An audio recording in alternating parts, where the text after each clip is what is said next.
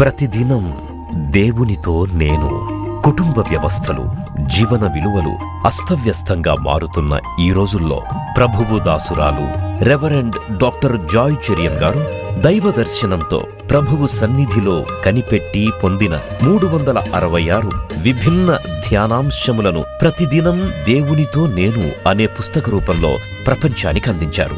ఇది అనేకుల జీవితాలను ప్రభావితం చేసే ఒక విలక్షణమైన గ్రంథము. పరిశుద్ధాత్మ దేవుడు ఈ పుస్తకమును పఠించే ప్రతి ఒక్కరిని స్పృశించి శక్తితో నింపునుగాక. ఈ పుస్తకాలిప్పుడు అందరికీ అందుబాటులో ఉన్నాయి. ఈ నూతన సంవత్సరంలో దీనిని మీరు ధ్యానించండి, మీ బంధుమిత్రులకు ఆత్మీయ బహుమతిగా అందించండి. పుస్తక ప్రతుల కొరకు సంప్రదించవలసిన ఫోన్ నంబర్లు 9550504718, 9030757571. Praise the lord. ఈరోజు మీకు ఒక స్పెషల్ మెసేజ్ దేవుడు నాకు ఇచ్చింది, మీకు అందిస్తున్నాను. 1 తెస్సలోనియ 5:22 ఈ మాట ఉంది. 1 Thessalonians 5:22. సమస్తం పరీక్షించి మేలైన దాన్ని చేపట్టుడి, ప్రతి విధమైన కీడుకు దూరముగా ఉండుడి. నాతో కలిసి పలుకుతారా? ఇది సమస్తం పరీక్షించి మేలైన దాన్ని చేపట్టుడి, ప్రతి విధమైన కీడుకు దూరముగా ఉండుడి. అంటే పరిశుద్ధ గ్రంథము మనకు బోధించేది ఇది. మనల్ని మంచి మార్గంలో నడిపించేదే వాక్యం. మనం ఒకవేళ వాక్యము తెలియకుంటే తొట్టిల్లిపోతాం, తప్పుత్రోవలకు వెళ్ళిపోతాం, కీడు అనుభవిస్తాం. తప్పుత్రోవలకు వెళ్ళి నువ్వు మేలు కాదు కీడు అనుభవిస్తావు. కనుక సరి అయిన త్రోవ ఏంటి? నువ్వు నేర్చుకొని దేవుని చిత్తాన్ని నెరవేరుస్తూ ఆ మార్గంలో నడుస్తే నీకు కీడు కాదు, నీకు మేలు జరుగుతుంది కదా. అందుకే నువ్వు సమస్తం పరీక్షించాలి. ఏది దేవుని చిత్తం, ఏది దేవుని చిత్తం కాదు, ఏది దేవుని మార్గం, ఏది దేవుని మార్గం కాదు, ఏది దేవునికి ఇష్టం, ఏది దేవునికి ఇష్టం కాదు, ఏది పాపం, ఏది పరిశుద్ధత, ఏది నిన్ను నిత్య జీవాన్ని తీసుకొని వెళ్తుంది, ఏది నిన్ను నిత్య నరకంలో అగ్నిపాలు చేస్తుంది. అంటే ఇవన్నీ కూడా నీవు తెలుసుకోవాలి. నీకు విచక్షణ, వివేచన, జ్ఞానము, నడవలసిన మార్గము బోధించేది పరిశుద్ధ గ్రంథం, పవిత్రమైన దేవుని మాటలు. నేను ఒక వాక్యము ఇలా ధ్యానిస్తున్నాను. 33 యెషయా. అంటే దేవుడు అనే పదాన్ని మనము చాలా చనువైపోయి చాలా దాన్ని సునాయాసంగా తీసుకుంటాం. దేవుడు అంటే ఎవరు? ఆ దేవునితో సహవాసం ఏంటి? ఆ దేవుని మాటలు వినడం ఏంటి? ఆ దేవుడు మనల్ని నడిపించడం ఏంటి? ఆ దేవుని సన్నిధి అంటే ఏంటి? ఆ దేవుని మరి ఆ కాపుదల అంటే ఏంటి? దేవుని అనుగ్రహం అంటే ఏంటి? దేవుని ఆశీర్వాదం ఏంటి? ఇవన్నీ మనం ఈజీగా పలుకుతూ ఉంటాం, కానీ ఇట్ క్యారీస్ మచ్ వెయిట్. యెషయా 33 నేను చదువుతున్నప్పుడు 14 వచనం చదువుతున్నాను. సియోన్లో ఉన్న పాపులు దిగులు పడుచున్నారు, వణుకు భక్తిహీనులను పట్టాను. భక్తిహీనులకు ధైర్యం లేదు, ఎందుకంటే వారు భక్తి మార్గంలో లేరు. పాపులు ఎప్పుడు దిగులు పడతారు, ఎందుకంటే వారిలో పరిశుద్ధత లేదు. మనలో ఎవడు నిత్యము దహించు అగ్నితో నివసింపగలడు? ఈ మాట నాకు పనిచేసింది నా మైండ్లో. ఏంటంటే మనలో ఎవడు నిత్యము దహించు అగ్నితో నివసింపగలడు? అప్పుడు నాకు 1000 నామాల్లో మొదటి నామం ఏంటి? ఈ దహించు అగ్ని అనే పేరు మర్చిపోతున్నామా మనం? దేవుడు ఎలాంటి వాడు? దహించు అగ్ని. దేవుడు ప్రేమమయుడు, దీర్ఘశాంతుడు, కృపా సమృద్ధి గలవాడు, దయాళుడు, ఇవన్నీ మనకు తెలుసు. కానీ ఆయన దహించు అగ్ని అనే సంగతి మర్చిపోతాం. It's a consuming Holi fire. ఆయన ప్రేమనే మనము కొనియాడతాం, ప్రేమ గురించే వివరిస్తాం, ప్రేమను అనుభవిస్తాం. కానీ ఆయన ఉగ్రత గురించి కూడా తెలుసుకోవాలి కదా. నాణానికి 2 వశాలు ఉంటాయి కదా కదా 2 sides of the same coin. మరి ఆయన కోపం, ఆయన ఉగ్రత, ఆయన పాపాన్ని ద్వేషించడం, ఆయన పాపులను శిక్షించడం, మరి ఇవి కూడా మనం తెలుసుకోవాలి కదా. మనలో ఎవడు నిత్యము దహించు అగ్నితో నివసింపగలడు? మనలో ఎవడు నిత్యము కాల్చున్న వాటితో నివసించును? అంటే never forget that God is a Holi God. ఆయన పరిశుద్ధుడు కనుక మనం కూడా పరిశుద్ధులుగా ఉండడమే ఆయన చిత్తం. ఆయన దహించు అగ్ని అయి ఉన్నాడు, మర్చిపోకూడదు. నిమిషంలో నిన్ను కుగ్గిగా చేయగలడు ఆయన. నిమిషంలో నీ స్థానమానాలన్నీ హెచ్చించగలడు, నిన్ను దించగలడు. అంటే ఆయన కోపము ముందు ఎవరు నిలవలేరు, అది గ్రహించాలి. అయితే 15 నుండి 17 వచనాలు నేను చదువుతాను. నీతిని అనుసరించి నడుచుచు యథార్థముగా మాట్లాడుచు నిర్బంధం వలన వచ్చు లాభమును ఉపేక్షించుచు లంచము పుచ్చుకొనకుండా తన చేతులను మలుపుకొని హత్యను మాట వినకుండా చెవులు మూసుకొని చెడుతనం చూడకుండా కన్నులు మూసుకునివాడు ఉన్నత స్థలమున నివసించు. పర్వతములలోని శిలలో అతనికి కోటయగును. తప్పగా అతనికి ఆహారం దొరుకును. అతని నీళ్లు అతనికి శాశ్వతముగా ఉండు. అలంకరింపబడిన రాజును నీవు కన్నులార చూచెదవు.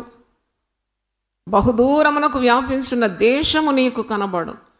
ఇది ధ్యానిస్తున్న కొలది అది దేవుడు నాతో మాట్లాడుతూ వచ్చినాడు.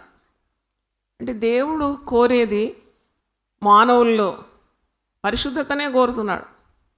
మరి పాపులను పరిశుద్ధులుగా మార్చడానికి ఆయన దివి నుండి భూమికి మానవతారిగా వచ్చినాడు. What is the reason for God becoming man and coming in to the earth? అంటే పాపులను రక్షించడానికి ఆయన లోకరక్షణగా వచ్చినాడని మనం నమ్ముతాం. మరి పాపానికి మరి పాపం వల్ల వచ్చే జీతం మరణం అని తెలుసు. ఆ పాపం నుండి మనల్ని విడిపించడానికి వచ్చినాడు. మనల్ని విమోచన క్రయధనంగా తన ప్రాణం అర్పించినాడు, రక్తం ఇచ్చి సంపాదించినాడు. అన్ని సత్యాలు మనకు తెలుసు. కానీ ఇంకా పాపం చేస్తూనే ఉంటాం, దేవునికి విరుద్ధమైన కార్యాలు చేస్తుంటాం. మరి దేవునికే మనము మరి ఆయన కన్నులు కప్పడానికి ప్రయత్నిస్తూ ఉంటాం. ఆయనలో ప్రేమ ఉంది, ఆయన కృప ఉంది, ఆయన నన్ను క్షమిస్తాడు, నాకు ఏం కాదు అని ఇలాంటి ధీమాతో బ్రతుకుతూ ఉంటాం, మోసపోతాం. మరి ఇక్కడ ఈ వచనాలు నేను చూసినప్పుడు ఏది చూస్తున్నావు, ఏది వింటున్నావు, ఏది నీవు మాట్లాడుతున్నావు, అది చాలా ప్రాముఖ్యమైందని నాకు ఈ వచనాల ద్వారా నేను నేర్చుకున్నాను. మనిషి దేవుని రూపంలో సూచింపబడినాడు. ప్రకృతిలో చూస్తే దేనికి కూడా వాక్శక్తి లేదు. ప్రకృతిలో ఉన్న మరి కార్యాలు చూసినప్పుడు చెట్లు చేమలు కానీ, గుట్టలు పుట్టలు కానీ, సముద్రం కానీ, నీళ్లు కానీ, నదులు కానీ, వాటికి కన్నులు, చెవులు, ముక్కు, నోరు, ఆత్మ, ప్రాణము, వాక్కులు ఇవేమీ లేవు. అంటే మానవుని మాత్రమే ఇలాగూ ఆయన రూపంలో సృజించి ఆయన ఊపిరిచ్చి he expects much from the human. అంటే ఆయన మానవునికే నిత్య జీవం కూడా సిద్ధపరిచినాడు, మానవుని కొరకే ప్రాణం పెట్టినాడు, మానవుని కొరకే త్యాగం అనుభవించినాడు. అంటే ఇవన్నీ చూస్తున్నప్పుడు అందుకే he wants the man to be perfect. లేదు మనం పవిత్రులము కాము, మనం అపవిత్రులము, మనము అసమర్థులము, మనం అసంపూర్ణము, మనము ఎంత చేసినా మనం మట్టివారం, ఇలాంటి కథలు వినడానిక మనము క్రైస్తవతంలోకి వచ్చిందని నాకు ఒక రోషం పుట్టుకొచ్చింది. అంటే ఎవరు చూసినా ఇదే మాటలు అంటారు, ఏం లేదు దేవుడు క్షమిస్తాడులే, అది చేసినా ఇది చేసినా చెల్లదని చెప్తున్నాను నేను. చెల్లదు. ఎందుకంటే నీకు విలువ పెట్టి కొనబడిన వాడు. నీవు ఎరిగి నీవు ఇష్టం వచ్చినట్టు మాట్లాడడం, ఇష్టం వచ్చిన చూపులు చూడడం, ఇష్టం వచ్చినట్లు దుర్వార్తలు ప్రబలింపజేయడం, వినడం, వాటి గురించి అది కూడా లెక్కలోకి తీసుకుంటాడంటే నాకు ఈ వాక్యం చదివినప్పుడు అర్థమైంది. అంటే you cannot go scot free. Every sin will be punished because you knowingly you are doing. చేయొద్దా పని. అంటే ఈరోజు నీ కన్నులు, నీ వాక్కులు, నీ వినికిడి ఎంత పవిత్రంగా ఉండాలో ఈ వచనాల్లో చూస్తున్నాం. మనం ఎప్పుడు చూస్తాం కదా, 3 కోతులు ఉంటాయి.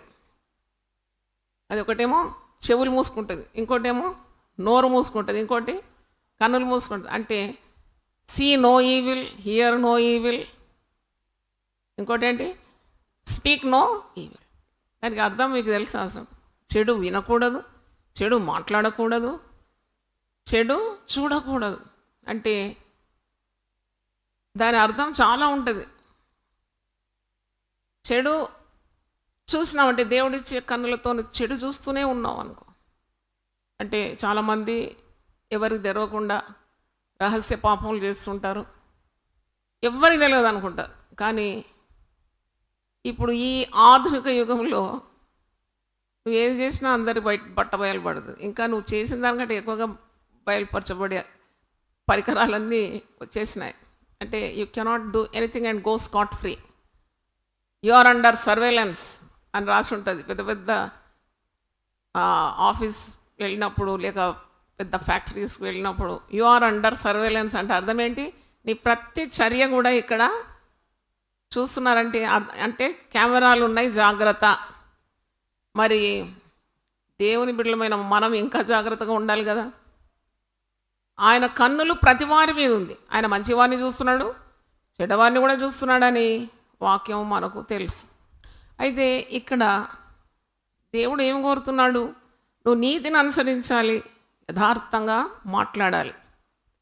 తర్వాత నిర్బంధం వల్ల వచ్చు లాభమును ఉపేక్షించు. కీర్తనలు 51:6 దావీదు అంటాడు, నువ్వు అంతరంగంలో సత్యమునే కోరుతున్నావు.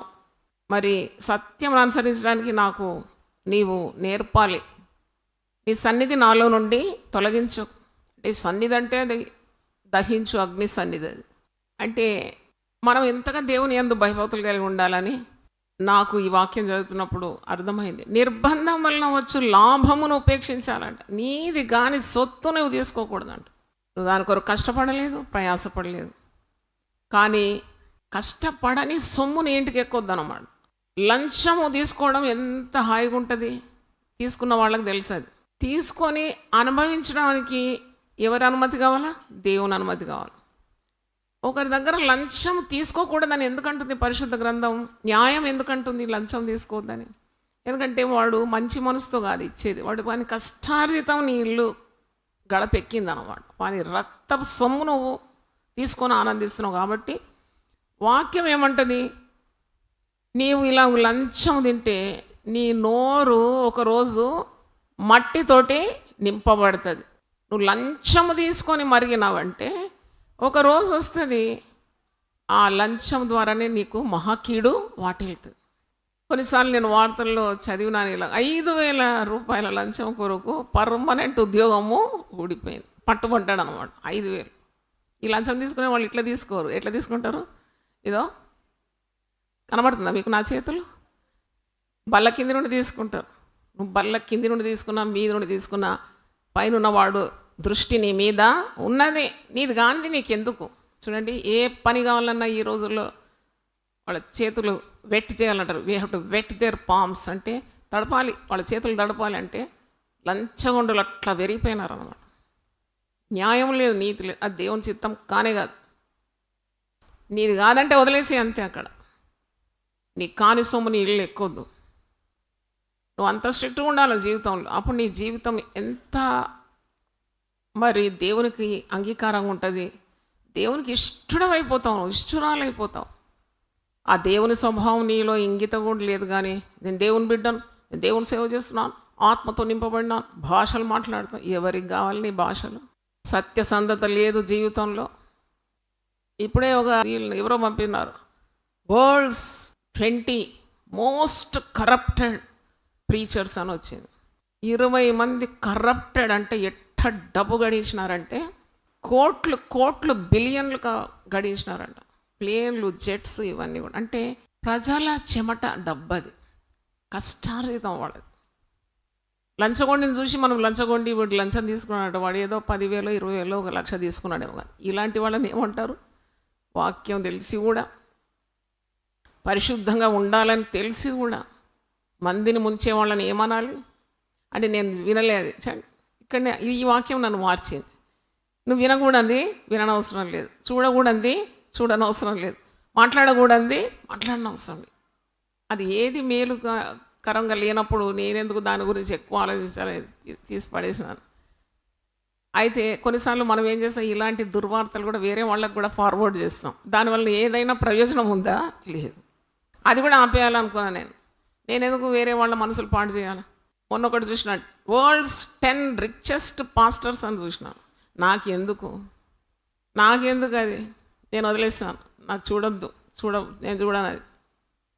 మరి నాకు దేవుడు డబ్బు ఇస్తే నేను దేవుని సేవ చేయాలని ఆ మనస్సాక్షి నిర్మలంగా పెట్టుకుంటే చాలు కదా. నాకెందుకు? వాళ్ళు జవాబుదారులు. క్రీస్తు న్యాయపీఠం ఎదుట ఇలాగూ మరి దేవుని ప్రజలను ముంచేవారు తీర్పు ఎదుట నిలబడాలి, జవాబుదారులు. కానీ నేను అప్పుడు ఆ పని చేయనప్పుడు నాకెందుకు అది? పరిశుద్ధ గ్రంథం ఏమంటుంది? ప్రతి విధమైన కీడుకు నువ్వు ఎలా ఉండాలి? దూరంగా ఉండాలి. నువ్వు సమస్తం ఏం చేయాలి? పరీక్షించాలి, మేలైన దాన్ని చేపట్టాలి. అంటే మనకు కాని కార్యాలు మనకెందుకు, కానీ వివరం ఉండాలి, అవేర్నెస్ ఉండాలి, ఏం జరుగుతుంది నీ ప్రకారం నువ్వు తెలుసుకోవాలి. కానీ దాంట్లో ఇన్వాల్వ్ అయ్యే అవసరము లేనే లేదు. దాంట్లో ఇంకా దీర్ఘంగా వేరుదాన్ని అవసరం లేదు. అది నీకు పట్టించుకునే అవసరము లేదు. నీకు పరిశుద్ధ గ్రంథం ఉంది, సాగరం అంతున్నది, సముద్రం అంతున్నది జ్ఞానం.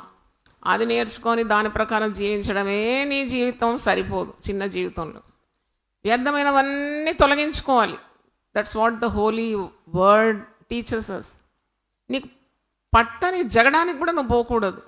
వాక్యంలో ఉంది కదా, సామెతలు 26లో ఉంది, పట్టని జగడం పోయేవాడు దారిన పోయే కుక్క చెవులు పట్టుకున్న వానితో సమానుడు.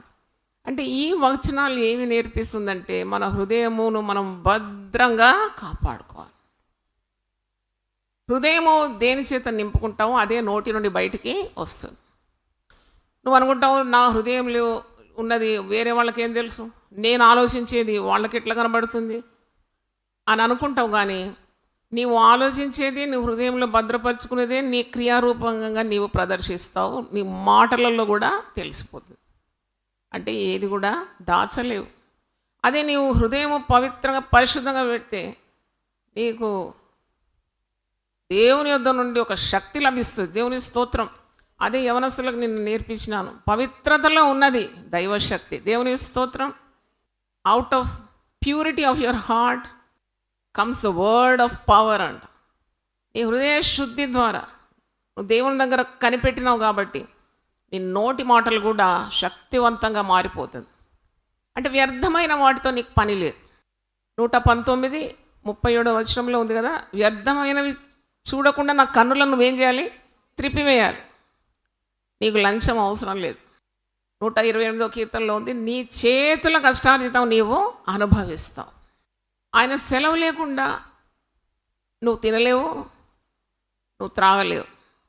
ఒక ముద్ద అన్నం తినాలి, గుప్పడి నీళ్లు నువ్వు మింగాలంటే కూడా ఎవరి సెలవు కావాలి? దేవుని సెలవు కావాలి. కాబట్టి నువ్వు ఉత్తమమైన దాన్ని ఆశించాలి. దేవుని చిత్తంలో నువ్వు ఉండాలి. దేవుడు ఇచ్చినవి నువ్వు అనుభవించడానికి దైవకృప కావాలని తెలివి నీకు ఉండాలి, జ్ఞానం ఉండాలి. అంటున్నాడు, హత్యను మాట వినకుండా నేను చెవులను మూసుకుంటాను. అసలు మర్డర్ స్టోరీస్ అంటే భలే ఇంట్రెస్ట్ ఉంటుంది చాలామందికి. ఎందుకంటే ఇంతకుముందు కూడా నేను చెప్పినాను, ఘోరాలు నేరాలు అంటే అబ్బాయి ఏమైంది నెక్స్ట్ అని నాకు ఉండేది ఒకప్పుడు. నేను ప్రార్థన చేసి జయించినాను. నాకెందుకు ఇవన్నీ కూడా మనము కన్నులతో ఏది చూస్తామో, ఈ కన్నులు అనేది ఒక గేట్ అన్నమాట. దీని నుండి ప్రవేశిస్తుంది ఎక్కడికి? మాదికి. మరి ఇవన్నీ గేట్స్ నన్ను అడిగితే ఇదొక గేటు, ఇదొక గేటు, ఇదొక గేటు. 3 పెద్ద గేట్లు నీ ముఖంలోనే ఉంది. నువ్వు చూసిన దాన్ని, ఒకవేళ చెడు దాన్ని చూస్తే నీకు చెడు ఆశిస్తావు. అది నీ మనసులో పీఠం వేసుకొని కూర్చుంటుంది. అది నీకు కావాలి, నీవు అది పొందుకునేంతవరకు దాని వెంబడి వెళ్తావు. చూడండి, how small is sin but very grave the consequences. చిన్నగా నీలో ప్రవేశించే పాపము ఎంత పెద్ద పర్యవసనాలకు, నిన్ను కీడుకు ఏం చేస్తుంది, అది నెట్టుకుంటూ వెళ్ళిపోతుంది. అందుకే నీ కన్నులు సూటిగా ఉండాలి, నీ కన్నులు దేవుని తండ్రి చూడాలి. ఓ పాట ఉంది కదా, ప్రభు యేసు నా రక్షక నొసగు నాకు కన్నులు నిత్యము నిన్ను చూడాలి నేను. అయితే యోబు భక్తుడు ప్రార్థన చేస్తాడు. యోబు 31:1 ఏమంటాడంటే, నా కన్నులతో నేను నిబంధన చేసుకుంటాను, నేను కన్నులతో నిబంధన చేసుకుంటాను. యోబు గ్రంథం 31. దేవా నా కన్నులతో నిబంధన చేసుకుంటేనే కన్యకను నేనేలాగు చూచుదును, అలాగు చేసిన పరమనున్న దేవుని ఆజ్ఞ ఏమను, ఉన్నత స్థలమునున్న సర్వశక్తుని స్వాస్థ్యమేమగును. అంటే ఎంత మంచి భక్తుడు కదా ఆయన. He is making a covenant with his eyes అన్నమాట. పాపము కన్నుల నుండే ప్రవేశిస్తుంది. ఆదికాండం 3వ అధ్యాయంలో అవ్వకు అవిధేయత పాపము ఎలా ప్రవేశించింది? కన్నుల నుండే ప్రవేశించింది.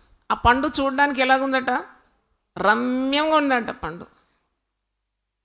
సర్పము ఆ శోధనలోకి నెట్టేసింది అవ్వను. మోహించింది. అంటే చూడండి, ఆ పండు బాగుంది చూడ్డానికి. అంటే కన్ను చాలా భద్రంగా కాపాడుకోవాలి. యోబు అంటున్నాడు, నా కన్నులతో నేను నిబంధన చేసుకుని నేను కన్యకను చూడను, ఎందుకంటే పాపం నాలో ప్రవేశిస్తుంది. అంటే మరి యేసుప్రభు కొండ మీద ప్రసంగంలో అంటాడు కదా, నువ్వు ఒక స్త్రీని మోహపు చూపుతో చూసినా నీవు నరకపాలైపోతావు. ఒకవేళ పరలోకం పోకుండా నీ కన్నులే నీకు అభ్యంతరంగా ఉంటే కన్ను తీసి ఊడబీకి పడేయమంటున్నాడు.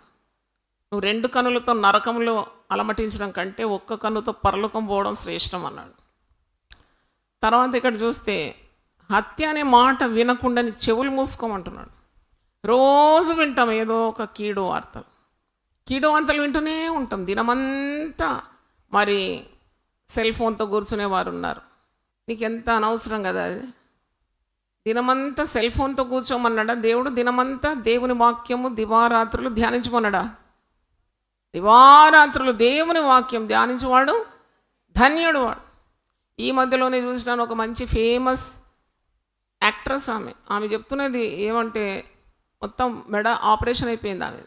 ఆమె నిలబడటానికి వస్తలేదు, కూర్చోవడానికి వస్తలేదు, పక్షవాతం వచ్చి పడకబట్టింది. లక్షలు ఖర్చు చేసిన ఆమె తిరిగి మామూలుగా మనిషి కావడం లేదు. ఆమెకు ధనం తక్కువ కాలేదు. ఆమె ఒప్పుకుంటుంది, దినమంతా నేను సెల్తోనే ఉన్నాను, దినమంతా లేనిపోని వ్యర్థమైన వార్తలు వింటూ చూస్తూ పలుకుతూ ఇలాగ నేను గడిపినాను. అందుకే నాకు ఈ పరిస్థితి ఏర్పడింది. నా శరీరంలో ఉన్న ఆరోగ్యం అంతా పోయింది. ఇప్పుడు లక్షలు పెట్టినా తిరిగి నాకు రావడం లేదు. డబ్బులు పెడితే ఆరోగ్యం వస్తుందా? కనుదృష్టి వస్తుందా? వినికిడి వస్తుందా? వాక్శక్తి వస్తుందా? చూడండి, దేవుడు ఇచ్చినవి మనం డబ్బుతో దాన్ని ముడిపెట్టలేము. అది దేవుడిచ్చింది మానవుడు ఇవ్వలేడు. మందులు ఇవ్వలేదు నీవు. దేవుడు ఇచ్చిన ఎంత రమ్యమైన చక్కని నేత్రాలు, చక్కని వాక్కులు, చక్కని సౌండ్, చక్కని వినికిడి, ఎంత అద్భుతంగా ఒక్కొక్కరిని దేవుడు సృజించినాడని నాకు అనిపిస్తుంది. అయితే దాన్ని మనం విలువగట్టం. మనకి ఇష్టం వచ్చిన ప్రవర్తన. You can't get away with disobedience. నేను ఒకటే చెప్తాను, నీ తల్లిగా, మీకు నాయకురాలుగా, ఒక సేవకురాలుగా, నువ్వు ఏదో చేసి తప్పించుకుందామంటే నువ్వు పొరబడుతున్నావు. నీ ప్రతి చర్యకు ఒక శిక్ష నీకు ఎదురు చూస్తుందని చెప్పాలి నేను. అది ఎవరైనా కానీ దేవుడు పక్షపాతి కాడు. చెప్పేవారికి వినేవారికి ఉన్నది శిక్ష. ఇంకా చెప్పేవారికి 2 తీర్పు ఉందని యాకోబు 3:1 ఉంది. మీలో చాలామంది బోధకులు కాకుండుడి, ఎందుకంటే మీరు చెప్పి ఒకవేళ దాని ప్రకారం జీవించకుంటే మీకు కఠినమైన శిక్ష ఉందని. దేవుడు ఎవరిని వదిలిపెట్టాడండి.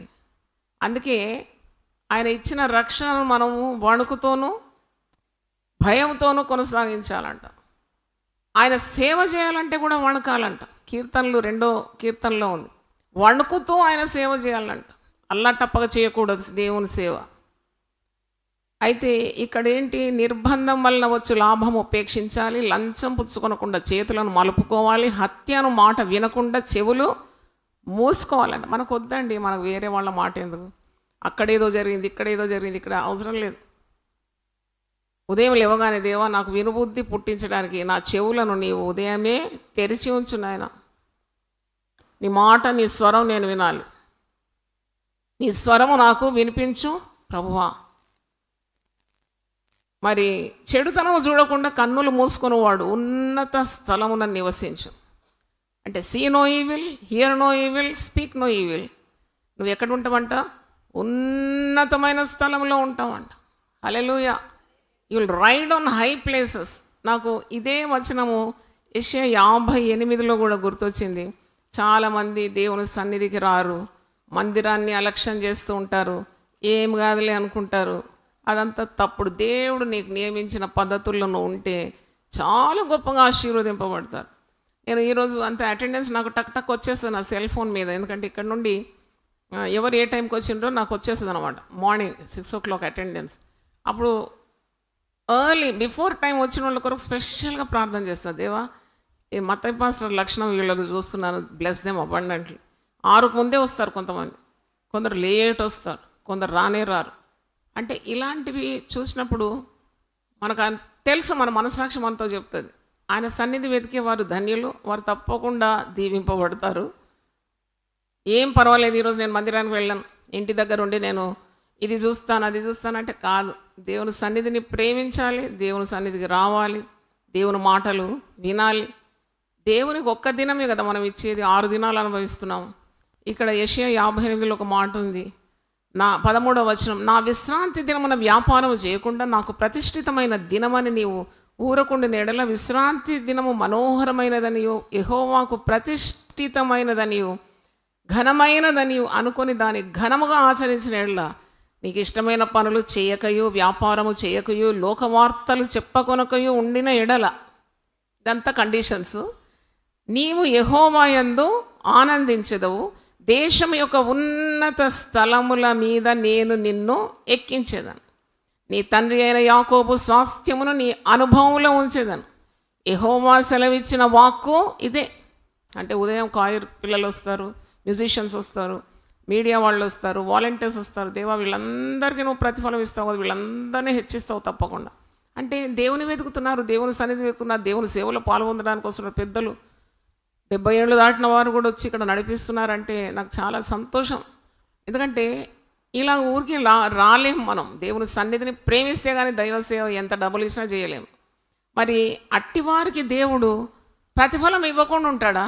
తప్పకుండా వారిని దేవుడు ఉన్నతమైన స్థలంలో వారిని ఎక్కిస్తాడని వాక్యం ఉన్నది. అంటే నువ్వు కీడు చూడకుండా సమస్తమైన కీడుకు దూరంగా ఉండి నువ్వు మేలు చేత ప్రతి కీడును జయిస్తూ, తర్వాత ప్రతి విధమైన కీడుకు దూరంగా ఉండి సమస్తం పరీక్షించి మేలైన దాన్ని నీవు స్వతంత్రించుకుంటే దేవుడు నిన్ను ఉన్నత స్థలమున నివసింప చేస్తాడు. అంటే నీకు తెలియకుండానే నీ స్టేటస్ పెరిగిపోతూ ఉంటుంది అన్నమాట. Up up up up. ఇంకా అందరు నిన్ను చూసే వాళ్ళ మీద కనులెత్తి చూడాల్సి వస్తుంది. ఎందుకంటే నువ్వు దేవుడు నీ పక్షమందున్నాడు, దేవుని మాటకు నువ్వు లొంగుతున్నావు, వ్యర్థమైనవి నువ్వు చేయడం లేదు, దేవునికి ఇష్టమైన పనులు చేస్తున్నావు. కాబట్టి ఉన్నత స్థలమున నువ్వు నివసిస్తావు. పర్వతంలోని శిలలు అతనికి కోటయగు. దేవుని స్తోత్రం.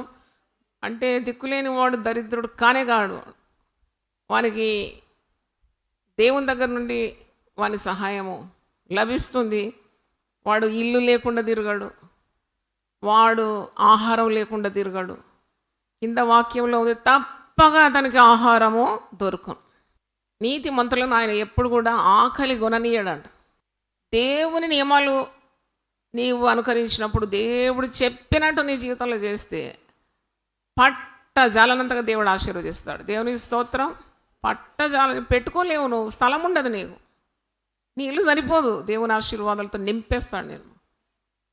మళ్ళీ అప్పుడు కూడా నువ్వు కూడబెట్టుకోవద్దు, అన్నీ ఇస్తూ ఉండాలి, ప్రవహిస్తూ ఉండాలి, పారే నదిలాగా ఉండాలి నువ్వు. హల్లెలూయా. అంటే నీకు అంత సమృద్ధి ఇస్తాడు దేవుడు. అది దేవుని నియమం అన్నమాట. తప్పక అతనికి ఆహారము లభించు. 37వ కీర్తన 25వ వచనంలో ఉంది, నేను చిన్నవాడనై ఉంటేని ఇప్పుడు ముసలివాడనైతిని, ఆయనను నీతిమంతులు విడవబడుట కానీ వారి సంతానము భిక్షమెత్తుట నేను చూచి ఉండలేదు. I have never seen the righteous begging bread. అంటే ఎందుకు బిక్కుమని భయపడుతూ వణుకుతూ ధైర్యం లేకుండా బ్రతుకుతారు. విశ్వాసులనే పేరుతో, మరి క్రైస్తవులనే పేరుతో కూడా ధైర్యం ఎందుకు లేదు, సత్తా ఎందుకు లేదు, శక్తి ఎందుకు లేదంటే చేయరాని పనులు చేస్తూ ఉంటారు. అందుకే వారు కీడును ఎక్కువ ప్రేమిస్తున్నారు. మేలు చేయ నెరిగి ఉండి చేయని వానికి ఏం కలుగుతుందంట? పాపం కలుగుతుందని వాక్యంలో. నీకు మేలుకరంగా బ్రతకాలని తెలుసు, ఇతరులకు మేలు చేయాలని తెలుసు, క్రీస్తు యేసు మనసు కలిగి నువ్వు జీవించాలని నీకు తెలుసు, నేర్చుకుంటున్నావు, వింటున్నావు, కానీ అది కార్యరూపంలో తీసుకొని రావడం లేదు. చూస్తున్నావు దైవక్రియలు, అయినా కానీ నీ మనసులోకి ఎక్కడం లేదు. ఎన్నో మాటలు వింటున్నావు, మాట్లాడుతున్నావు, నువ్వు కూడా మాట్లాడుతున్నావు, కానీ దాని శక్తి నీకే తెలియదు. అంటే ఇలాంటి ఒక బ్రతుకు మానాలని ఈరోజు ప్రభు మనతో మాట్లాడుతున్నాడు. ఏదో అల్లాంటప్పుడు బ్రతకడం కాదు. ఒక చెట్టుకు నీళ్ళు పోస్తే అది కూడా మొక్క పెరుగుతుంది. ఒక కుక్కను వేస్తే కొద్ది తిండిస్తే అది కూడా తోకాడించుకుంటే బాగా బలిసిపోతుంది.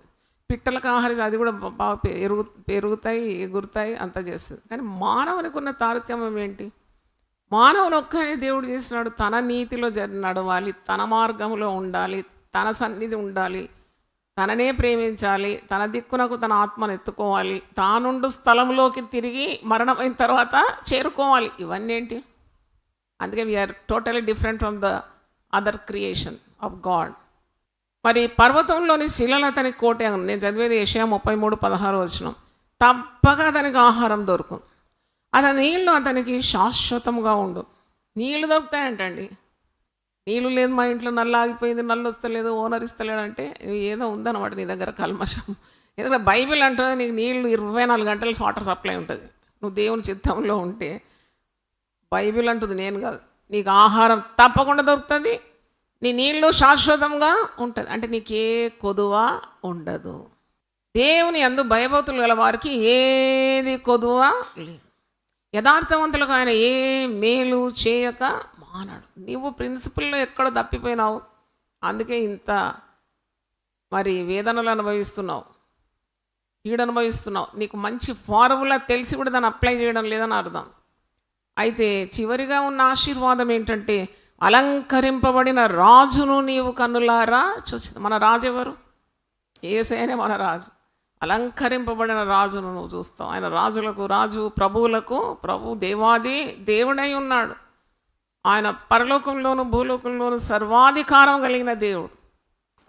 అంటే నువ్వు ఎంత హుందాతనంతో బ్రతకాల్సిన నీవు, ఎంత ఘమండి ఉండాలి నీకు. అసలు your the child the king of Kings. అంత ధైర్యము, అంత శక్తి ఉండాల్సింది. ఎప్పుడు సమస్యలు కృంగిపోయి ముఖం మార్చుకొని వణుకుతూ భయపడుతూ ఒక ధైర్యం లేని జీవితం. ఎందుకంటే నీవు దేవుని మాట శ్రద్ధగా వినడం లేదు. శ్రద్ధగా వింటే భూ ప్రజలందరికంటే నిన్నేం చేస్తాడంట? హెచ్చిస్తాడు. హల్లెలూయా చెప్పండి గట్టిగా.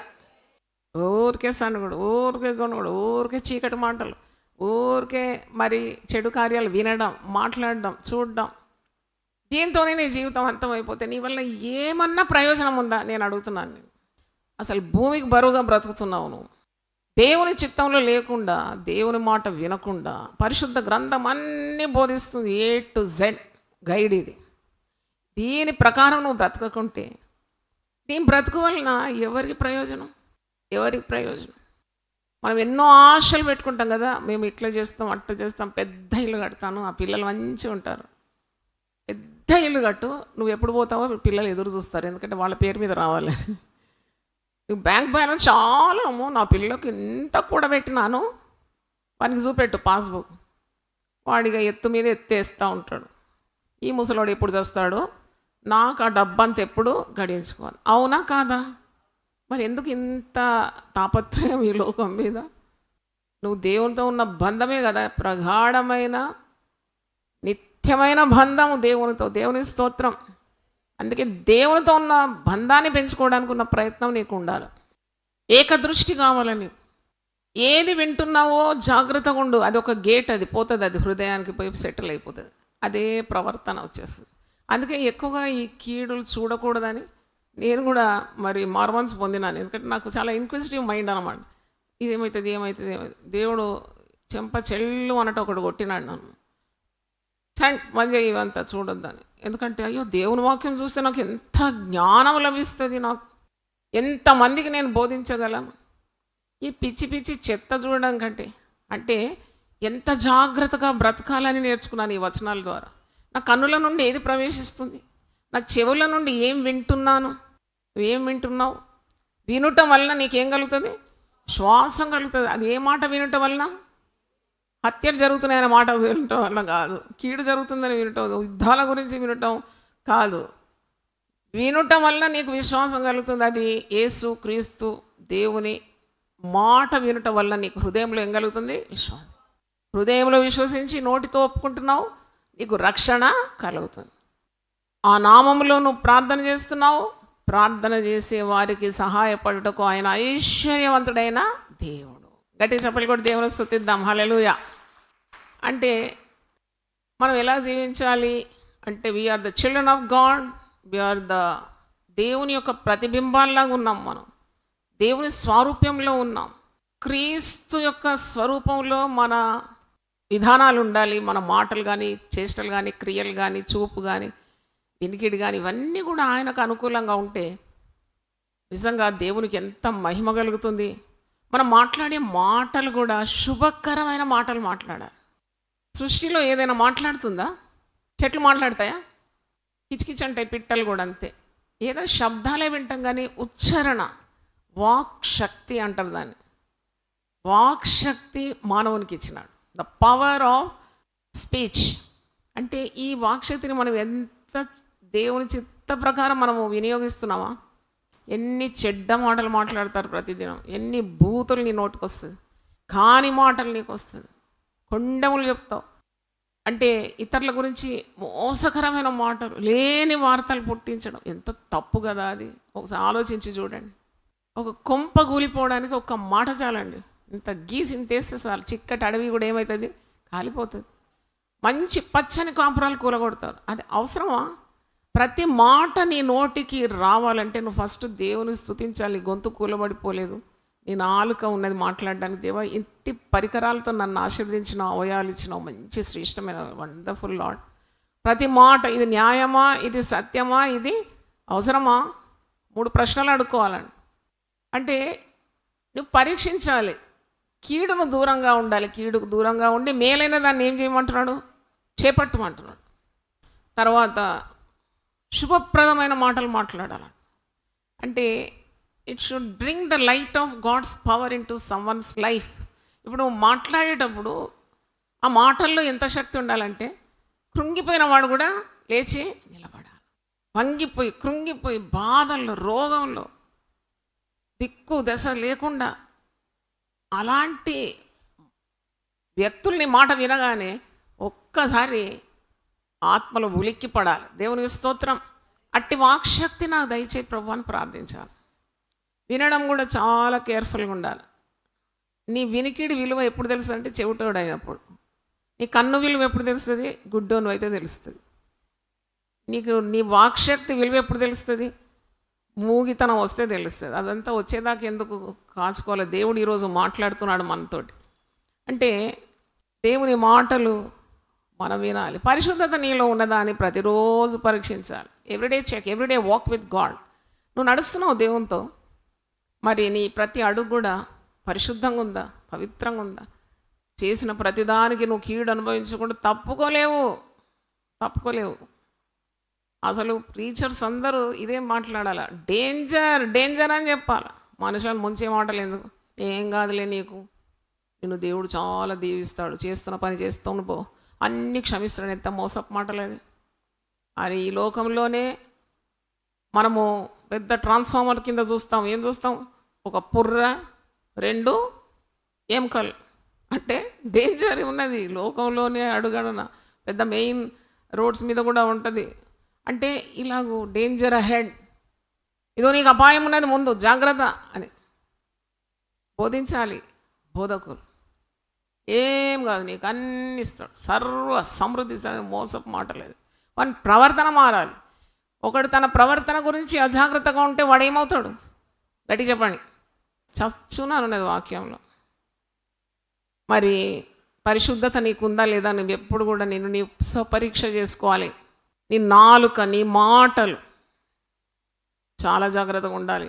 విస్తారమైన మాటల్లో దోషముండక మానదు. వట్టి మాటలు పలుకువానికి లేమిడి కలుగుతుందంట. He will be ruined with poverty. చాలా కుటుంబాల్లో ప్రాస్పెరిటీ లేదు, ఎందుకంటే హెచ్చు కలగదు. ఎక్కడేసిన గొంగడు అక్కడే. ఎక్కడున్న అప్పులు మిత్తి కట్టి, చక్ర వడ్డీలు కట్టి కిందికేం పోతున్నారు, కానీ మీదికి రావడం. ఎందుకంటే అక్కడ దేవునికి అయిష్టమైన కార్యాలు చాలా ఉన్నాయి. మాట్లాడతారు స్త్రీలు, పక్కన వాళ్ళతో మాటలు. ఏం మాటలు? నీకు కొద్దిగా సమయం దొరికితే నీ ఇంట్లో ఉన్న పరిస్థితి కొరకు నువ్వు నీ గదిలోకి వెళ్ళి గొల్ల వేసుకొని దేవునితో మాట్లాడు. అదెంత లాభకరం.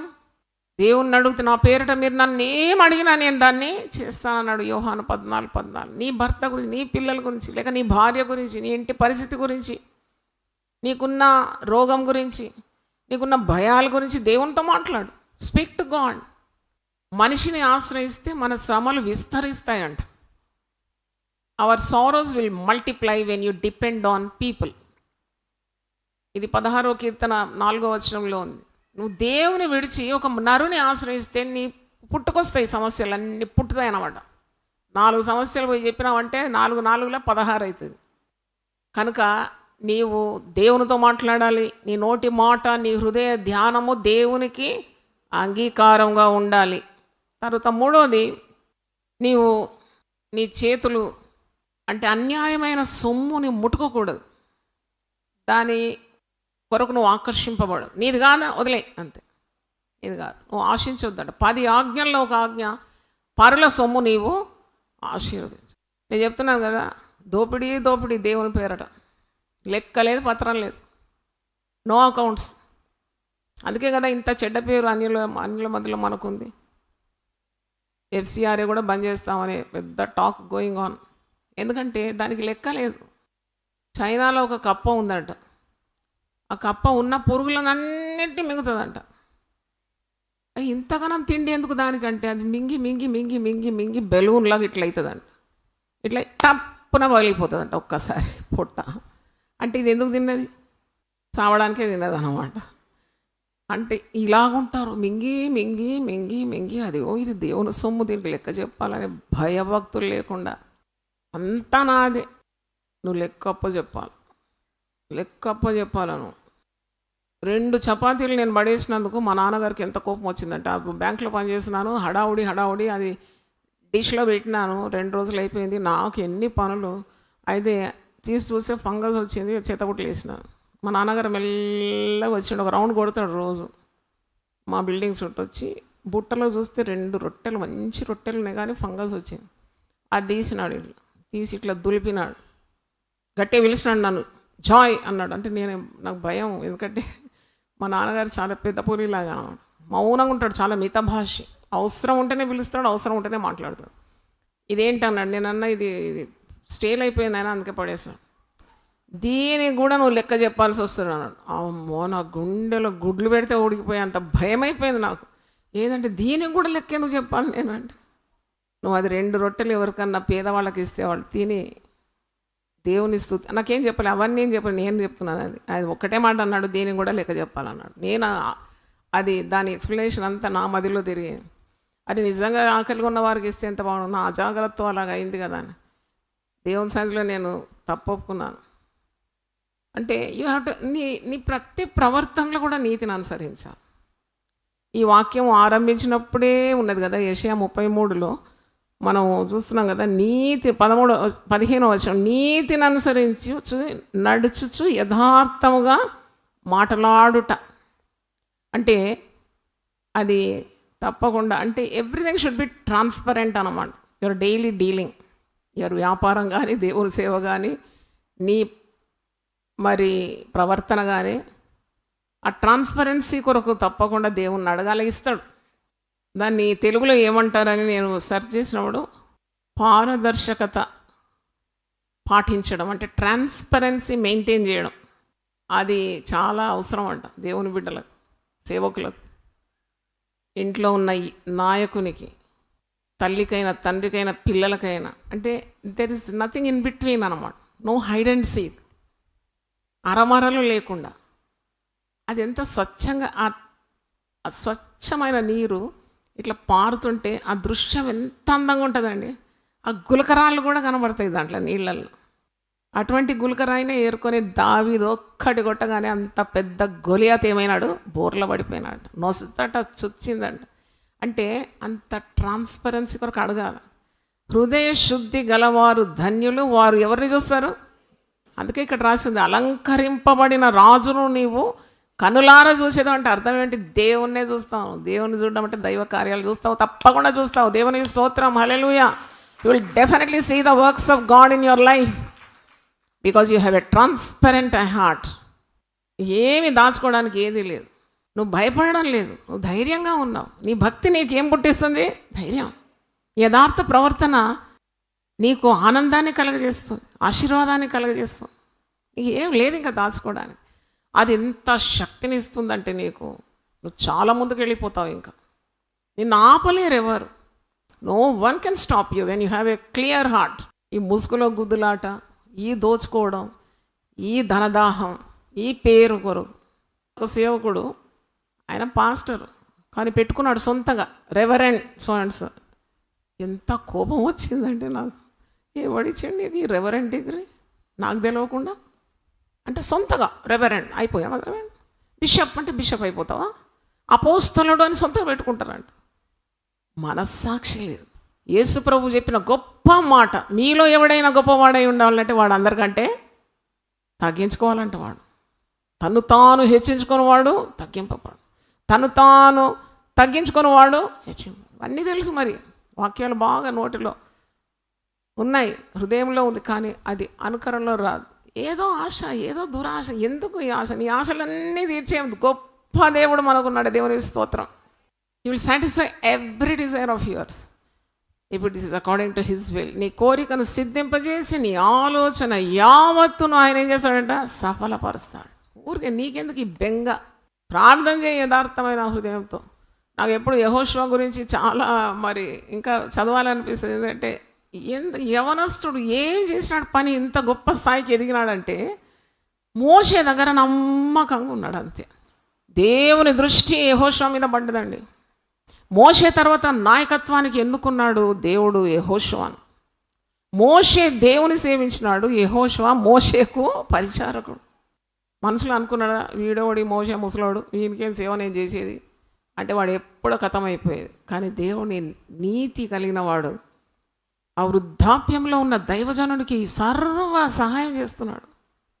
అది దేవుని దృష్టికి ఏమైంది? రికార్డ్ అయిపోయింది అన్నమాట. ఎవరు నడిపిస్తారు ఇశ్రాయేలును? మోషే కుమారుడా? కాదు. మోషే ప్రార్థన చేస్తున్నాడు, దేవునితో ముఖాముఖిగా మాట్లాడేటప్పుడు ఆ గుడారం దగ్గర అట్టగా నిలబడుతున్నాడు. అంటే యవనస్తుడైన యెహోషువ ఎంత నమ్మకత్వం అండి! Loyalty, faithfulness. నమ్మకమైన వానికి దీవెనలు మెండు. మోషే దేవుని సేవకుడు. కనాను చూడలేదండి. పిస్గా పర్వతంకి వెళ్ళి దూరం నుండి చూసిండు కనాను. కానీ 31 రాజులను సంహరించి దేవుని ప్రజలకు తోడుండి మరి కనాన్ రాజ్యానికి అడుగుపెట్టింది యెహోషువ. హల్లెలూయా. యెహోషువ పరాక్రమం ఇంతంత కాదు, దేవునితో కూడా సత్సంబంధం, మంచి సంబంధం గలవాడు. ప్రకృతిని ఆగిపోమంటే ఆగిపోయిందంటే ఏం మాట అది! సూర్యుడా నిలువ అక్కడంటే నిలిచిపోయినాడట. చంద్రుడా గిబియోన్లో నిలువంటే అక్కడే నిలిచిపోయినాడు. అంటే మానవునికి ఇంత శక్తి ఉందా? అంత శక్తి కావాలి. నీ వాక్ శక్తిని, చూపులో శక్తి, చూపులో కూడా దేవుడు మానవునికి శక్తి ఇచ్చినాడండి. నీతిమంతుడు, యథార్థవంతుడు ఒక్క చూపు చూస్తే వాడు చెడుతనాన్ని ఏం చేస్తాడంట? చెదరగొట్టేస్తాడు. చప్పట్లు కొట్టి దేవుని స్తుతించాడు. అది మా నాన్నలో చూసినాను. మళ్ళీ ఏ మనిషిలో చూడలేదు. ఏదైనా చేసినామో తప్పు పని అంటే ఒక్కసారి ఇట్లా చూస్తే అయిపోయేది, మేము కరి కింద పడిపోయేది. అంటే such power in his eyes, power in the word. అంటే ఇవన్నీ మనము దాన్ని విలువ తెలియకుండా దాన్ని దుర్వినియోగం చేస్తూ మన శరీరాన్ని కల్మషంతో పాపంతో నింపుకొని మనకిచ్చిన ఈ గొప్ప స్థాయి నుండి వైదొలగిపోయి ఆశీర్వాదాలన్నీ కాలదాన్ని దేవుడు మనకు ఊహించిన స్థాయికి మనం అందలేకపోతున్నాము అంటే తప్పు దేవుంది కాదు, ఎవరిది? మనదే. తర్వాత ఏవి వింటున్నావో చాలా జాగ్రత్తగా ఉండాలి. నీకు అనవసరమైన వినే అవసరం లేదు. నేను చెప్తున్నాను కదా, మీరు వినండి. నీ ఆత్మీయ జీవితాన్ని చెదరగొట్టేది, చెడిపేది వినద్దు నువ్వు అంతే. ఒకరోజు ఒక అతను మా ఇంటికి వచ్చినాడు. నేనేమో ఆఫీస్ పోతానికి చాలా హడావుడి, నాకు టిఫిన్ డబ్బాలు అవి ఇవి, మళ్ళీ పిల్లలు వచ్చేటప్పుడు అన్నీ తయారు చేసి మళ్ళీ ఎన్ని పనులు ఒక్కటి కాదు కదా. అప్పుడు ఆయన వచ్చినాడు. మీకు తెలుసా అండి అన్నాడు. ఏంటి అంటే ఆయన అంటున్నాడు, అప్పుడు దినకరన్ గారి గురించి చెప్తున్నాడు. దినకరన్ గారు క్రూసేడ్ నడిపిస్తున్నాడు.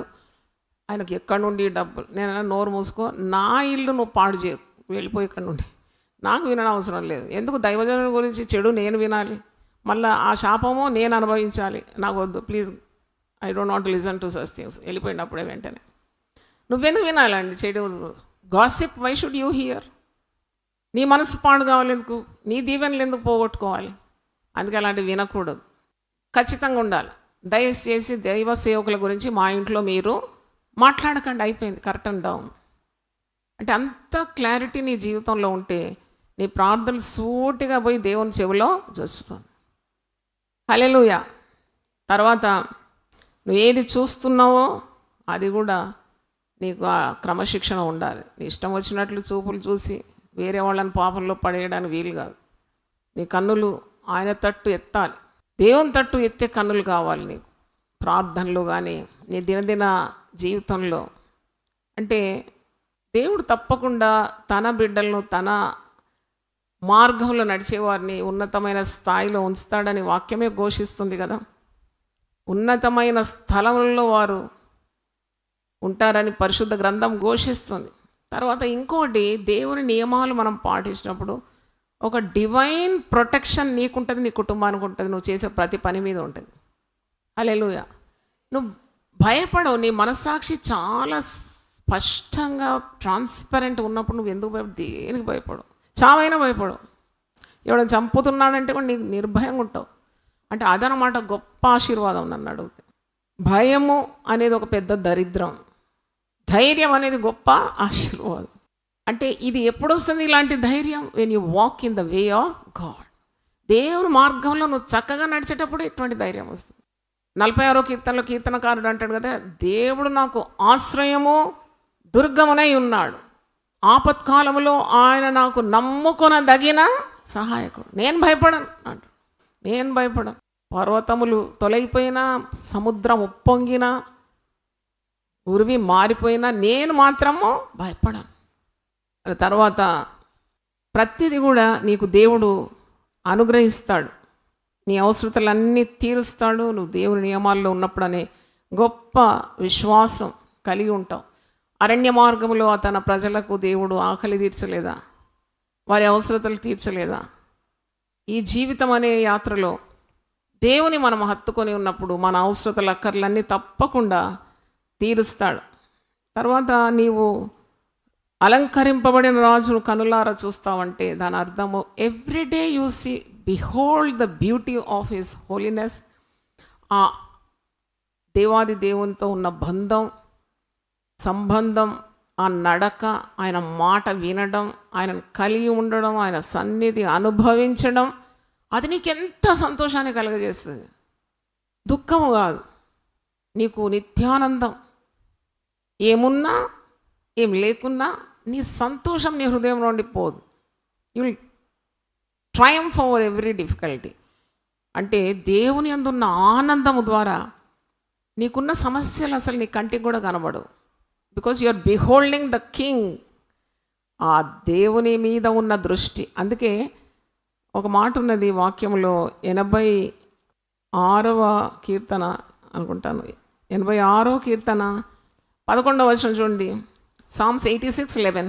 యెహోవా, నేను నీ సత్యమును అనుసరించి నడుచుకున్నట్లు నీ మార్గమును నాకు బోధింపు. నీ నామమునకు భయపడునట్లు నా హృదయమునకు ఏక దృష్టి కలగజేయి. అది ఏక దృష్టి కావాలి. నా హృదయం అట్టు, నా చెవులిట్టు, నా కన్నులట్టు, నా మాటలిట్టు అటువంటి కాకుండా వన్నెస్ ఇన్ మై మైండ్, ఏక దృష్టి కావాలి. నీ మీద నేను గురి పెట్టుకోవాలి. నాకు కావాల్సినవన్నీ కూడా నువ్వు అనుగ్రహిస్తావు. నీ మార్గమును నాకు బోధించమంటున్నాడు. Teach me your way Lord, help me to walk in your path, help me to listen to your word, help me to behold your glory, help me to speak the truth. నేను నా నోటితో సత్యం పలకాలి, నా నోటితో నిన్ను ఘనపరచాలి. కానీ చేసేవన్నీ కూడా దేవుని నియమాలకు విరుద్ధంగా చేసినప్పుడే నీకు ప్రతిఫలం రావడం లేదు, నీకు జవాబు రావడం లేదు. నువ్వు ఎన్ని సంవత్సరాల నుండి మూలిగినా నీ ప్రార్థనలు విన్నపాలు ఆయనకు వినబడడం లేదు. చెక్ యువర్ సెల్ఫ్, అంతే. చెక్ చేయాలి. ఇప్పుడు ఒక ఇంజిన్, ఒక ప్లేను టేకాఫ్ కావాలంటే ఎంతమంది టెక్నీషియన్స్ వచ్చి అన్నీ చెక్ చేస్తారు. ఇది ఎయిర్ వర్తియా, ఇది పోతుందా, ఇది లేస్తుందా ఈ ప్లేన్ అని. ఒక వెహికల్ స్టార్ట్ చేయకముందు దాని బ్రేక్ డౌన్ అవుతుందా అని చెక్ చేస్తారు కదా. ఒక మోటార్ సైకిల్ కిక్ కొట్టినప్పుడు అది ముందుకు పోకుంటే చెక్ చేసి వాడు వంగి చూసి అన్నీ చూస్తాడు. ఏమైంది, ఎందుకు పోతలేదు ఇది బండి, ఇది ఎందుకు ఎగరడలేదు ఈ ప్లేను, ఈ కారు ఎందుకు పోతలేదు. అప్పుడు అంటారు దీనికి సర్వీసింగ్ కావాలి. నాకు చెరియాన్ గారే గుర్తొస్తున్నారు, ఇక్కడే ఉన్నాడు కదా. బండి ఎన్ని బండ్లున్నా అన్ని నంబర్లు కూడా గుర్తుంటాయి. ఎప్పుడు సర్వీసింగ్ చేసినారో ఆ డేట్ కూడా గుర్తుంటుంది. ఆయన గుర్తు చేస్తాడు, ఇదిగో సర్వీసింగ్కు టైం అయింది, మరి చర్చ్ వెహికల్ ఉంది, మా వెహికల్ ఉంది. అంటే ఎంత కాన్షియస్గా ఉంటాం కదా మనకు బండుల సర్వీసింగ్కు. మళ్ళీ మన సర్వీసింగ్ ఎవరు చేయాలి? సర్వీసింగ్ సర్వీస్ స్టేషన్లో ఉండాలి. మరి బండి మంచిగా పూర్తిగా సర్వీసింగ్ అయ్యి మంచిగా కార్ వాష్ అంటారు, మంచిగా వాష్ చేసి క్లీన్గా బయటకు వస్తుంది. మనకు సరి రక్షింపబడి 40 ఏండ్లైంది, 50 ఏండ్లైంది. పుట్టు పూర్వత్తాలు బిషప్పులు వాళ్ళు వీళ్ళని బడాయిలు చెప్పుకోవడమే కానీ ఒక్కసారి కూడా సర్వీసింగ్ లేదు. నువ్వు సర్వీసింగ్ కూర్చోవాలి దేవుని సన్నిధిలో. నువ్వు నా సన్నిధిలో నిలబడి అంటాడు కదా భక్తులతో దేవుడు. ఎప్పుడైనా ఆలోచన, what you're doing is it right in the sight of God? నేను చేసేది దేవుని దృష్టికి అనుకూలంగా ఉందా, మనుషుల దృష్టికి అంగీకారంగా ఉందా? యేసు ప్రభు బాలుడుగా ఉన్నప్పుడు ఆయన దేవుని దయలో, మనుషుల దయలో, జ్ఞానమందును, వయసు యందు ఏం చేశాడంట? ఎదిగినాడంట. దేవునికి స్తోత్రం, హల్లెలూయా. చాలామంది అంటారు, నాకు మనుషులతో పని లేదు, నాకు దేవునితోనే పని. ఓడిపోతావు, జాగ్రత్త. నీకు దేవుని దయ కావాలి. You're right in the sight of God, you'll be following right in the sight of the people. అన్నీ సెట్ అయిపోతుంది నువ్వు దేవుని సన్నిధిలో సరిగ్గా ఉంటే. అన్నీ నువ్వు పొందుకుంటావు. నీకు అన్ని ఆశీర్వాదాలు ఇస్తానన్నాడు. నిన్ను ఆశీర్వదిస్తానని అబ్రహాంతో సెలవిచ్చినాడు. నిన్ను ఆశీర్వాదంగా చేస్తానని సెలవిచ్చినాడు. దేవునికి స్తోత్రం, hallelujah. Always be right in the sight of God. తోటి వాడు తప్పు చేస్తే కూడా నువ్వు చెప్పేటట్టు నా స్థాయికి రావాలి. నువ్వు ఎప్పుడు ఎల్కేజీ కాదు. ఎల్కేజీ అదే పరీక్ష పవర్లు, అదే రాత, అదే పోతాం. మళ్ళీ నెక్స్ట్ ఇయర్ కూడా ఎల్కేజీ, మళ్ళీ వచ్చే సంవత్సరం కూడా ఎల్కేజీ టు పీజీ ఎదగాలి. దేవునికి స్తోత్రం. తర్వాత మాస్టర్స్ కూడా చేయాలి. తర్వాత డాక్టరేట్ కూడా పొందుకోవాలి. ఎదగాలని ఆశ ఎందుకు లేదు? అది ఎదగడానికి ఈ నియమాలు పాటించాలి. ఏది ఊరికే రాదు, అది మాత్రం బాగా తెలుసు మీకు. ఏది రాదు ఊరికే. నీకు ఆధ్యాత్మికమైన ఎదుగుదల ఊరికే రాదు. దేవునితో చక్కగా నడవడం ఊరికే రాదు. పరిశుద్ధమైన జీవితం జీవించడం ఊరికే రాదు. దైవ దీవెనలు పొందుకోవడం ఊరికే రాదు. నీ ప్రార్థనలు దేవునికి వినబడాలంటే ఊరికే రాదండి. ఒక మ్యాథమెటిక్స్ లెక్కకే జవాబు రావాలంటే కరెక్ట్ ఫార్ములా అప్లై చేయకుండా రాదు. సరి అయిన జవాబు 0 వస్తుంది. సరి అయిన జవాబు రావాలంటే సరి అయిన ఫార్ములా అప్లై చేస్తేనే వస్తుంది. ఈ బుక్కులు అన్ని ఫార్ములాస్ ఉన్నాయి. ఫార్ములాస్ బట్టి కొడితే లెక్కలు రావు నీకు. ఆ ఫార్ములాస్ అన్నీ నీ జీవిత విధానంలో అమల్లోకి తెచ్చినప్పుడే అలంకరింపబడిన రాజును నీవు కనులార చూసేదవు. దేవునికి స్తోత్రం, హల్లెలూయా. అందరూ ఒకసారి లేచి నిలబడండి, ప్రార్థన చేస్తాను. ప్రభు యేసు నా రక్షక, నొసగు కన్నులు నాకు నిరతముని నిన్ను చూడా. ప్రభు యేసు నా రక్షక, నొసగు కన్నులు నాకు నిరతముని నిన్ను చూడా. ప్రార్థన చేసుకుందాం. ప్రభు నీ పరిశుద్ధ నామమున స్తోత్రం. నేను నిరతం చూసే కన్నులు మాకు దయచేయి. మేము నీ యొక్క విధులను పాటించినప్పుడు, నీ యొక్క చిత్త ప్రకారం మేము మా నడక ఉన్నప్పుడు తప్పకుండా అలంకరింపబడిన రాజును మేము కనులారా చూస్తాం. మా కొరకు ఏర్పరిచిన నిత్యత్వంలోకి మేము సాగిపోతాం.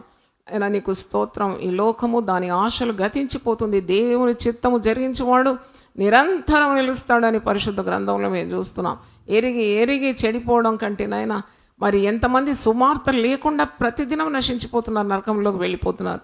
మీరైతే ఆజ్ఞ వెంబడి ఆజ్ఞ, సూత్రం వెంబడి సూత్రం, వాక్యం వెంబడి వాక్యం, అబ్బో ఎంతగా మాట్లాడుతున్నారు నాయన. నీకు స్తోత్రం. అయినా ప్రవర్తనలో మార్పు లేదంటే ఎంత కఠినమైన శిక్షకు పాత్రలైపోతాం. కాబట్టి తండ్రి, మాకు ఈ యొక్క వాక్యం వినే ఆ యొక్క తండ్రి సమయం ఉండగానే తండ్రి మేము మా ప్రవర్తనను మార్చుకోవడానికి సహాయం దయచేయమని కోరుతున్నాను. మా కంటి చూపు, మా వినికిడి, మా నోటి మాట, మా హృదయ ధ్యానము నీకు అంగీకారంగా ఉండాలి. ప్రభువా నీకు స్తోత్రం. నీకు ఆయాసకరమైన మార్గం ఏదున్నా దయతో క్షమించి నిత్య మార్గములు మమ్మల్ని నడిపించమని ప్రభువా, నీ రక్త ప్రోక్షణ ప్రతి ఒక్కరికి దయచేయమని ప్రభువా, నీతో నడవడానికి ఉన్న సహాయం దయచేయమని, నీ చిత్తము సంపూర్ణంగా నెరవేర్చడానికి ఈ చిన్న జీవితంలో గొప్ప గొప్ప అవకాశాలు మీరు ఇస్తున్న దాన్ని కాలదనకుండా దాన్ని గ్రహించడానికి ఉన్న గ్రహింపు శక్తి, పరిశుద్ధాత్మ బలం దయచేయండి. ప్రతి జీవితంలో మీరు ప్రవేశించండి నాయన. మరి తండ్రి, కాని కార్యాలన్నీ కొట్టివేయండి ప్రభువా, వ్యర్థమైనవి తొలగించమని ప్రార్థన చేస్తున్నాను. ఏవి న్యాయమైనవి, ఏవి ఘనమైనవి, ఏవి ఘనత పొందదగినది, ఇవన్నీ కూడా ఫిలిప్పీ 4:8 మరి రాయబడినట్లు మేము వాటి మీద శ్రద్ధ వహించడానికి సహాయం దయచేయండి. మేలైనది చేపట్టాలి, కీడైన దానికి దూరంగా ఉండాలని నువ్వు మాట్లాడినావు. సమస్తం పరీక్షించమంటున్నావు నాయన. ఏది ఉత్తమమైందో అది మేము తీసుకోవడానికి ఉన్న సహాయం మాకు దయచేయమని, ప్రతి ఒక్కరిని పరిశుద్ధాత్మ శక్తితో నింపుమని యేసు పరిశుద్ధ నామములో అడిగి వేడుకుంటున్నాను తండ్రి. Amen, amen. తండ్రి అయిన దేవుని ప్రేమ, యేసు క్రీస్తు కృప, పరిశుద్ధాత్మ సహవాసం మనందరితో సదాకాలం తోడుగా ఉండును గాక. Amen, amen, amen. హల్లెలూయా. గట్టిగా 3 సార్లు హల్లెలూయా చెప్దామా. హల్లెలూయా, హల్లెలూయా, హల్లెలూయా. ప్రతిదినం దేవునితో నేను. కుటుంబ వ్యవస్థలు, జీవన విలువలు అస్తవ్యస్తంగా మారుతున్న ఈ రోజుల్లో ప్రభువు దాసురాలు రెవరెండ్ డాక్టర్ జాయ్ చెరియన్ గారు దైవ దర్శనంతో ప్రభువు సన్నిధిలో కనిపెట్టి పొందిన 366 విభిన్న ధ్యానాంశములను ప్రతిదినం దేవునితో నేను అనే పుస్తక రూపంలో ప్రపంచానికి అందించారు. ఇది అనేకుల జీవితాలను ప్రభావితం చేసే ఒక విలక్షణమైన గ్రంథము. పరిశుద్ధాత్మ దేవుడు ఈ పుస్తకమును పఠించే ప్రతి ఒక్కరిని స్పృశించి శక్తితో నింపునుగాక. ఈ పుస్తకాలిప్పుడు అందరికీ అందుబాటులో ఉన్నాయి.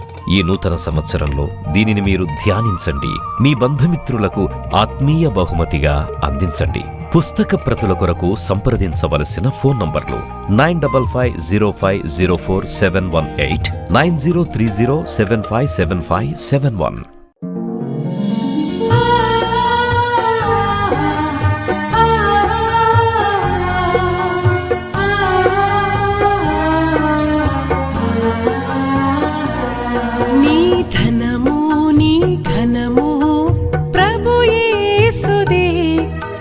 దశమా భాగమునీయ వెనుదీతువా.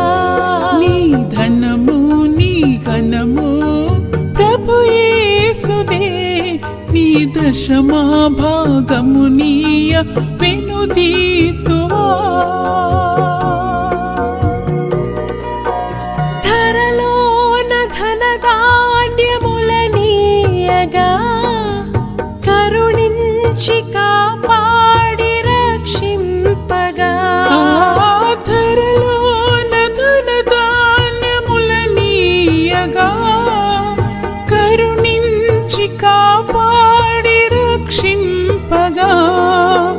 పరలోకనాదుండు నీకీయగా మరి యేసు కొరకీయ వెనుదీతువా. పరలోకనాథుండు నీకీయగా మరి యేసు కొరకీయ వెనుదీతువా. నీ ధనము నీ ఘనము ప్రభు యేసుదే, నీ దశమా భాగమునీయ వెనుదీతువా. పాడి పంటలు ప్రభువు నీకీయగా కూడు గుట్టలు నీకు దయచేయగా. పాడి పంటలు ప్రభు నీకీయగా కూడు గుట్టలు నీకు దయచేయగా. వీడంగ ప్రభు యేసు నామంబును గడువేల ప్రభుకీయను క్రైస్తవా. వేడంగ ప్రభు యేసు నామంబును గడువేల ప్రభుకీయను క్రైస్తవా. నీ ధనము నీ ఘనము ప్రభు యేసుదే,